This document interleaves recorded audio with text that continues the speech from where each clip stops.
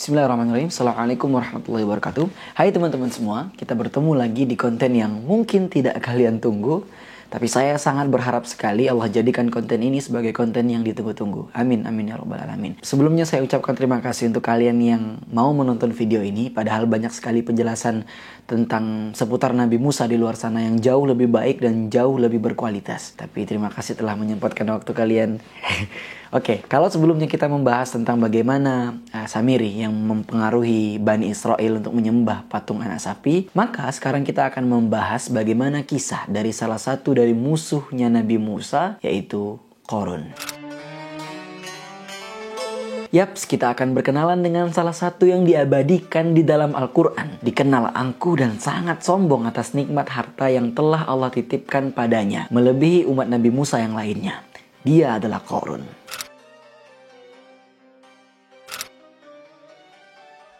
Lalu siapakah Qarun ini? Di dalam Al-Quran dikatakan bahwa Qarun ini adalah pengikutnya Nabi Musa. Atau dapat diartikan bahwa Qarun ini salah satu dari golongan Bani Israel. Dia adalah pengikutnya Nabi Musa yang dikenal agak menyeleweng. Jadi orang ini agak lain gitu loh. Ya kurang lebih 11-12 dengan Samiri lah. Nah, Qarun ini bukan hanya sekedar keturunan Bani Israel saja. Namun ternyata ia memiliki hubungan kekerabatan yang cukup dekat dengan Nabi Musa. Dan mayoritas ulama mengatakan bahwa Qarun ini adalah saudara sepupunya Musa. Ada juga yang mengatakan bahwa dia adalah pamannya Nabi Musa. Bayangkan betapa dekatnya kekerabatan Qarun dan Nabi Musa.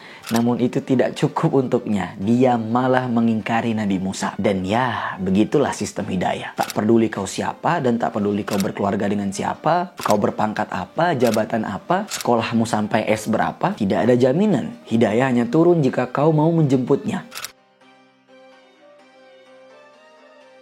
Oke, kita kembali lagi. Entah dia paman atau sepupunya Nabi Musa, itu tidak penting. Intinya dia adalah si Qarun ini keturunan Bani Israel. Dan dia asli pengikutnya Nabi Musa. Qarun ini diberikan kelebihan harta benda oleh Allah. Harta kekayaannya memang gak biasa ya. Banyak sekali. Dan ternyata ini juga berbanding lurus dengan kesombongannya yang juga tidak biasa. Memang orang ini agak lain sebenarnya.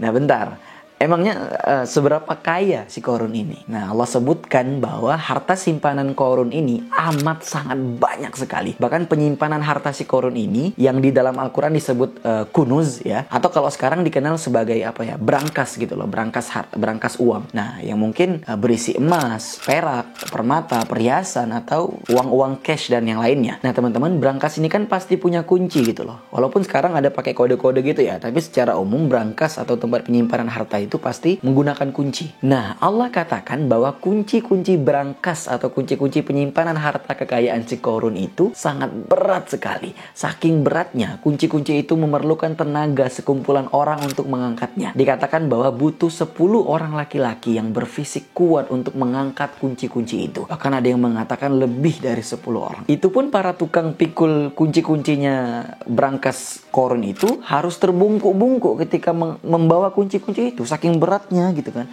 Saking banyaknya kunci-kunci itu, cukup satu orang saja yang membawa kunci-kunci Qarun itu sampai terbungkuk-bungkuk, itu sudah menandakan bahwa kunci itu sangat banyak sekali. Apalagi kalau yang bawa itu 10 orang atau bahkan lebih gitu loh. Nah, ini baru kuncinya. Berarti kan logikanya ini menandakan bahwa tempat itu sangat banyak sekali. Tempat penyimpanan harta Qarun itu amat sangat banyak sekali. Dan itu wah, luar biasa gitu loh. Sulit untuk digambarkan. Berarti Qarun ini kayaknya nggak main-main. Kayaknya tuh bukan kaleng-kaleng gitu loh. Nah, lalu teman-teman sekalian, Qarun ini selain memiliki kekayaan yang luar biasa, dia juga memiliki kesombongan yang luar biasa juga. Jadi ya memang agak lain orang ini. Kalau manusia normal ketika punya kekayaan yang dia simpan di brankas atau lemari, tentu kuncinya itu akan disembunyikan gitu loh. Dijauhkan dari orang banyak karena khawatir akan menjadi target pencurian, target maling dan sebagainya. Khawatir juga kalau orang tahu dia punya harta banyak, ntar banyak yang datang untuk minjem uang gitu kan. Tapi agak lain untuk si Qarun ini. Bukannya malah dia menyembunyikan kunci-kunci brankasnya itu, dia malah memamerkannya kepada masyarakat setempat. Jadi setiap Qarun keluar rumah, dia membawa 10 ajudan atau pengawal, di mana 10 orang itu yang mengangkat kunci-kunci tadi. Tujuannya buat apa? Ya tujuannya tidak lain tidak bukan untuk menunjukkan bahwa dialah orang terkaya yang ada saat itu. Perilaku dan sikapnya ini amat sangat sombong. sombong. Dapat kita simpulkan bahwa ya dia boleh kaya harta, tapi jelas dia miskin budi pekerti, dia miskin akhlak dan adab. Nah, maka kalau istilah sekarang itu ada namanya flexing atau pamer harta, kekayaan, pencapaian, yang tujuannya itu ya tidak lain tidak bukan untuk pamer gitu loh. Nah, ini sebenarnya bukan hal yang baru. Korun udah lebih duluan cuy. Jadi anda yang flexing sekarang itu sebenarnya sudah ketinggalan. Anda sudah ketinggalan gitu loh. Anda terlalu lambat. Dulu sudah ada yang pernah melakukan itu. Ya korun kalau mau flexing karena memang dia beneran kaya. Uangnya itu nggak kira-kira banyaknya. Tapi kalau sekarang itu flexingnya harta fiktif. Lebih ke terlihat kaya gitu loh daripada beneran kaya. sorry.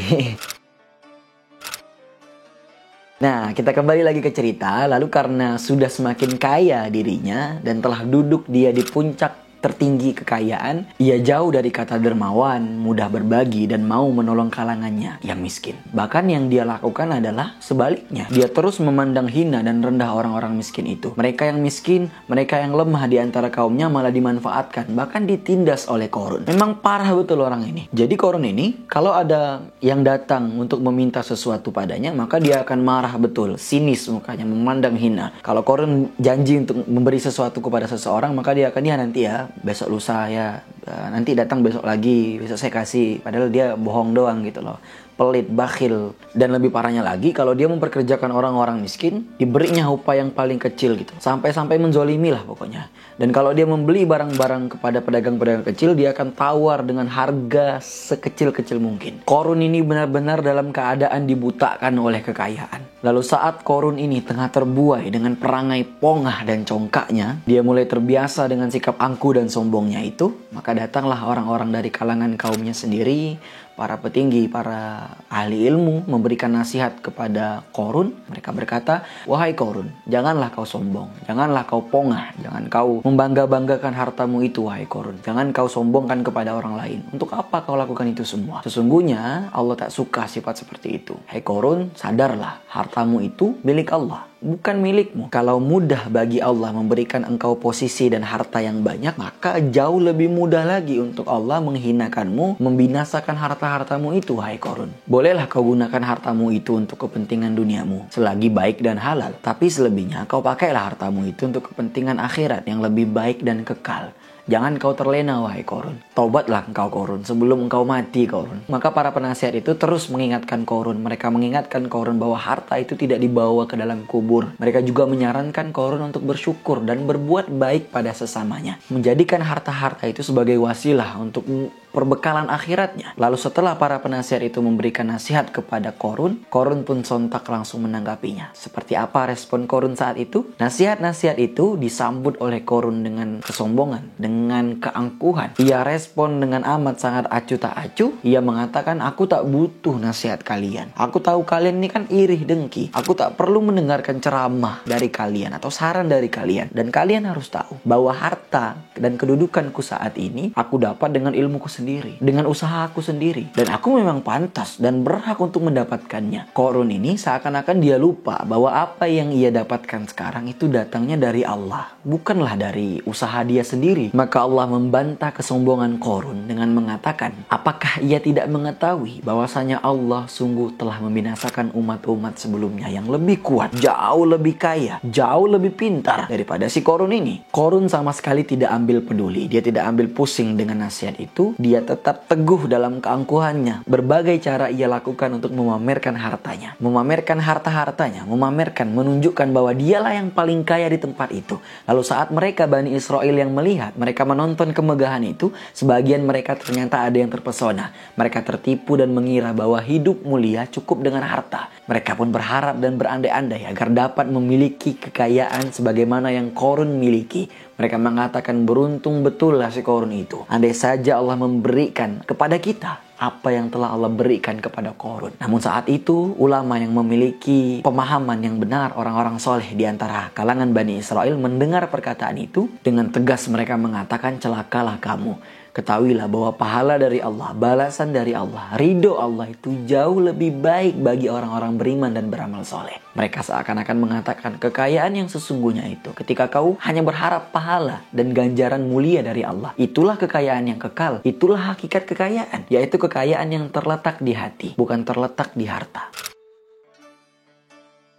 Nah, maka di beberapa cerita lain, riwayat lain tuh dikatakan bahwa sumber kekayaan Qarun ini, jadi ceritanya gini. Dulu ketika Qarun itu hidup susah, ya kan, dia tidak punya harta, tidak punya uang, tidak punya pekerjaan, maka datanglah dia ke Nabi Musa. Wahai Musa, doakanlah aku ini, biar murah rezekiku, biar lancar rezekiku, biar adalah kerjaanku ini, tidaklah nganggur seperti ini, ya kan. Maka Nabi Musa mendoakan Qarun. Alhasil Qarun punya usaha, Qarun bekerja, dan dia pun menjadi kaya raya. Dia menjadi crazy rich pada zaman itu, ya. Kalau istilah sekarang crazy rich, murah banget gitu kan. Nah, maka kayalah Qarun. Dan ketika Qarun telah kaya, dia lupa bahwa dia menjadi seperti itu asbab dari doanya Nabi Musa. Dan itu atas kehendak Allah gitu loh. Maka ketika Nabi Musa datang kepada Qarun, wahai Qarun, engkau itu harus berinfak, engkau harus berzakat, kau keluarkanlah harta kau untuk menolong orang-orang lain, untuk menolong orang-orang miskin. Maka dia enggan melakukan itu. Dia mengatakan, loh kok gitu? Terserah saya dong mau memperlakukan harta saya seperti apa. Ini kan hasil kerja keras saya.